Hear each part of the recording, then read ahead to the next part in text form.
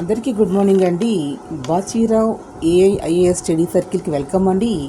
ఈరోజు మన current affairs తీసుకున్నట్లయితే ఆరావళి పర్వత శ్రేణుల్లో గల్ల త్రవ్వకాలపైన ఆందోళన వ్యక్తమవుతున్న వల్ల కొత్తగా అక్కడ మైనింగ్ లీజులను మంజూరు చేయవద్దని సంబంధిత రాష్ట్రాల కేంద్రం అయితే ఆదేశాలు ఇచ్చింది.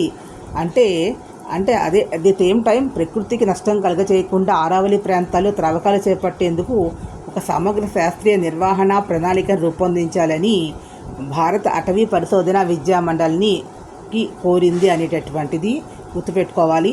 ఆరావళిలో ఎలాంటి త్రవ్వకాలు మూలంకంగానైనా పర్యావరణ నష్టం తప్పదని నిపుణులు అనేటువంటి వాళ్ళు చెప్తూ ఉన్నటువంటి దాంట్లో అసలు ఈ ఆరావళి పర్వతాలు అనేవి పర్వతం అంటే ఏంటి, ఎత్తు డెఫినేషన్ అనేది సుప్రీంకోర్టుకి తెలియపరిచింది కేంద్ర ఈ అటవీ మంత్రిత్వ శాఖ. దాని ప్రకారంగా ఈ ఆరావళి పర్వతాలు అనేటటువంటివి ఇవేంటి అంటే ప్రాచీన కాలం నుంచి ఉన్నటువంటి ప్రపంచంలోని అత్యంత పురాతనమైనటువంటి పర్వతాలు ఆరావళి పర్వతాలు. ఇవి ఎక్కడ విస్తరించి ఉన్నాయంటే ఢిల్లీ, హర్యానా, రాజస్థాన్, గుజరాత్ల వరకు కూడా విస్తరించి ఉన్నాయి. దారి ఎరారి నుంచి వచ్చి ఇసుక మేఘాలు ఏవైతే వాటి ఢిల్లీ మీద రాకుండా ఇవి అడ్డుకుంటూ ఉన్నాయి అనేటటువంటిది.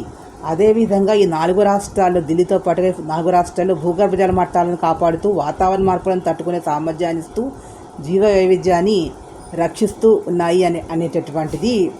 అయితే ఇక్కడ ఈ పర్వత శ్రేణి అనేది ఇక్కడ ఈ ఆరావళి పర్వతాన్ని రక్షించుకోవాలనే ఉద్యమం సుప్రీంకోర్టు వరకు వెళ్ళడం వల్ల ఆరావళి శ్రేణిలో కొండ అంటే ఏమిటో కేంద్ర పర్యావరణ అటవీ మంత్రిత్వ శాఖ నేతృత్వంలో కమిటీ నిర్వచనాన్ని ఆమోదించింది.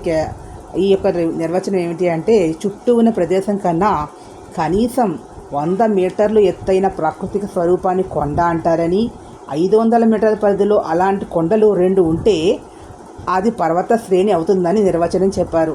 ఇక్కడ భూ వినియోగ సంబంధ నియమ నిబంధనలను ప్రభుత్వం శాస్త్రీయ మ్యాపింగ్ చేపడుతూ దీనికి జేఈఎస్ భౌగోళిక స్థానాల ఎత్తులకు సంబంధించి డిజిటల్ నమూనాలను, కొండల లోయల కాంటూర్ సర్వేలను ఉపయోగిస్తూ ఉంటారు. దీని యొక్క లక్ష్యం ఏంటంటే స్థలాలను గుర్తించి అక్కడ గణన తేవకుండా అక్కడ వర్షపు నీరును ఒడిసిపెట్టి భూమిలోకి ఇంకింపజేస్తూ కొండవాళ్ళ దగ్గర భూతారాన్ని, జంతువుల జాతులను రక్షించి ఉష్ణోగ్రత సమతుల్యను కాపాడుతూ ఉన్నాయి అనేటటువంటిది. అదేవిధంగా పర్వతాల చర్యలు భూగర్భ వాయువులు రాజస్థాన్, హర్యానా ప్రజలకు వేసవి త్రాగునీరు కూడా అందిస్తూ ఉన్నాయి అనేటటువంటిది. 1 మోర్ పాయింట్ ఏంటంటే 100 మీటర్ కన్నా తక్కువ కొండలు తవ్వడం వల్ల జంతువృక్ష జాతులకు తీరని హాని తప్పదు, వర్షాపు తాగునీటి కొరత ఏర్పడుతుంది, అతివృష్టి సమయంలో వరద ముప్పు వస్తుంది అనేది నిపుణుల అభిప్రాయం. ఈ వీడియో మీకు నచ్చింది ప్లీజ్ సబ్స్క్రైబ్ అయితే మరిన్ని కొత్త అంశం ముందుకోసం. Thank you to all. ఒక లైక్ ఇచ్చి ఎంకరేజ్ చేయండి.